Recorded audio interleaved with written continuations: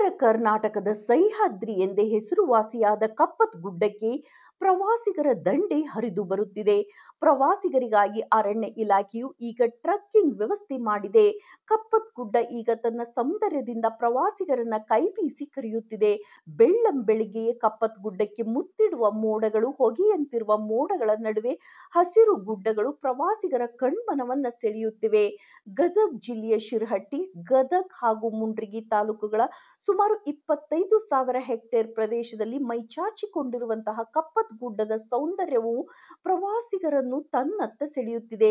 ಇಲ್ಲಿನ ಕಪ್ಪತ್ ಗುಡ್ಡ ಪ್ರದೇಶದಲ್ಲಿ ಬೀಸುವ ಗಾಳಿಯು ಏಷ್ಯಾ ಖಂಡದಲ್ಲಿ ಅತಿ ವೇಗವಾಗಿ ಬೀಸುವ ಹಾಗೂ ಪರಿಶುದ್ಧವಾದ ಗಾಳಿ ಎಂದು ಕೇಂದ್ರ ಹವಾಮಾನ ಇಲಾಖೆ ತಿಳಿಸಿದೆ. ಇಲ್ಲಿನ ಕಪ್ಪತ್ ಗುಡ್ಡವು ಚಿರತೆ ಸಹಿತ 21 ವಿವಿಧ ಜಾತಿಯ ವನ್ಯ ಪ್ರಾಣಿಗಳು, ಪಕ್ಷಿಗಳು, 375 ವನಸ್ಪತಿ, ಔಷಧೀಯ ಸಸ್ಯಗಳು ಹಾಗೂ ಚಿನ್ನ, ಮ್ಯಾಂಗನೀಸ್ ಸಹಿತ 15ಕ್ಕೂ ಅಧಿಕ ಖನಿಜ ಸಂಪನ್ಮೂಲಗಳನ್ನು ಒಳಗೊಂಡಿದೆ. ಒಟ್ಟಾರೆಯಾಗಿ ಇಲ್ಲಿನ ಕಪ್ಪತ್ ಗುಡ್ಡದ ಸೌಂದರ್ಯವನ್ನ ವೀಕ್ಷಿಸಲು ರಾಜ್ಯದ ಮೂಲೆ ಮೂಲೆಗಳಿಂದ ನಿತ್ಯವೂ ಪ್ರವಾಸಿಗರ ದಂಡು ಹರಿದು ಬರುತ್ತಿದೆ. ವರದಿ ಚಂದ್ರಶೇಖರ್ ಸೋಮಣ್ಣನವರ್.